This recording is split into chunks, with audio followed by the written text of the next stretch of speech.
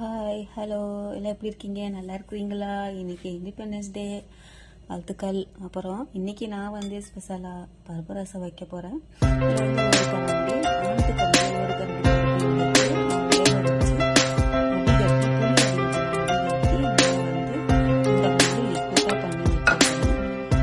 இதில் வந்து நம்ம வேணுங்கிற அளவுக்கு, அதாவது ஒரு கரண்டிக்கு ஒரு கோட்டை அளவு ரசம் கரெக்டாக வரும். நான் வைக்கிற பருப்பு ரசத்துக்கு. அப்புறம் இது கூட தனியாத்தூள் 1/2 டீஸ்பூன், மிளகாத்தூள் 1 ஸ்பூன், மிளகுத்தூள் 1/4 ஸ்பூன், ஜீரகத்தூள் 1/2 டீஸ்பூன், இதை பெருங்காயம் 2 வெள்ளைப்பூண்டு, அதாவது உரிச்சு நசுக்கி வச்சுருக்கிறேன். இப்போ வந்து இதுக்கு 2 தக்காளி, 1 பச்சை மிளகாய், கருவேப்பிலை, ஒரு கைப்பிடி அளவு சின்ன வெங்காயம், மல்லித்தழை. இப்போ நம்ம வந்து தாளிக்க போகிறோம். முதல்ல வந்து ஃபஸ்ட்டு இந்த மசாலாவை இந்த ரசத்தோட தண்ணியிலே நம்ம கலக்கிக்கிறோம். உப்பையும் போட்டுக்கிறோம். உப்பு 1 ஸ்பூன் போடுங்க, பார்த்துட்டு அப்புறம் போட்டுக்கலாம். அதுக்கப்புறம் நாங்கள் எல்லாம் மிக்ஸ் பண்ணிட்டோம். தாளிக்கிறது எப்படின்னு பார்க்கலாம். இப்போ தாளிக்கிறது இது முக்கியமாக இந்த பருப்பு ரசத்துக்கு வந்து நீங்கள் கோகோனட் ஆயில் தான் யூஸ் பண்ணணும். அதுதான் ஸ்மெல்லும் நல்லாயிருக்கும், சாப்பிட்றதுக்கும் நல்லாயிருக்கும். பருப்பு ரசத்தோட டிஃப்ரெண்ட்டான இருக்கும்.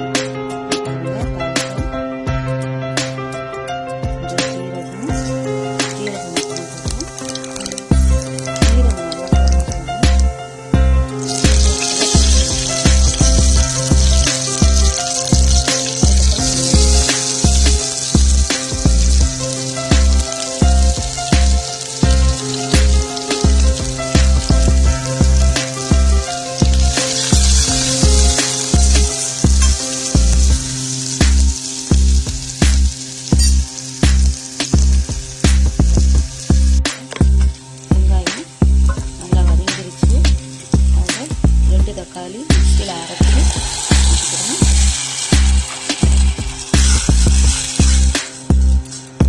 இதை வந்து நல்லா போட்டு பச்சை வாடை போகிற அளவுக்கு நல்லா வதங்கணும். தக்காளி புளிச்சு இந்த பருப்பு ரசத்துக்கு நான் புளி பேஸ்ட் 1/2 ஸ்பூன் போடுறேன். இந்த புளி பேஸ்ட் வந்து நானே வீட்டில் செஞ்சு வச்சுக்கிறேன்.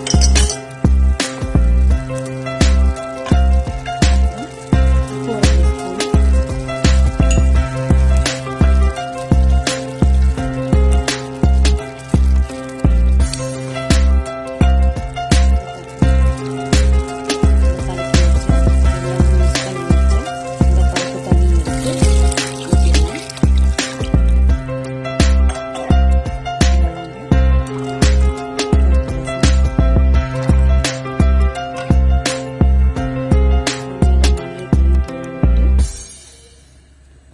பருப்பு ரசத்தை நல்லா கொதிக்க விடக்கூடாது. ஒரு நல்ல நுர கட்டினோன்னா ஆஃப் பண்ணிடணும். நீங்களும் ட்ரை பண்ணி பாருங்கள். பார்த்துட்டு எப்படி இருக்குன்னு லைக் பண்ணுங்கள், சப்ஸ்கிரைப் பண்ணுங்கள்.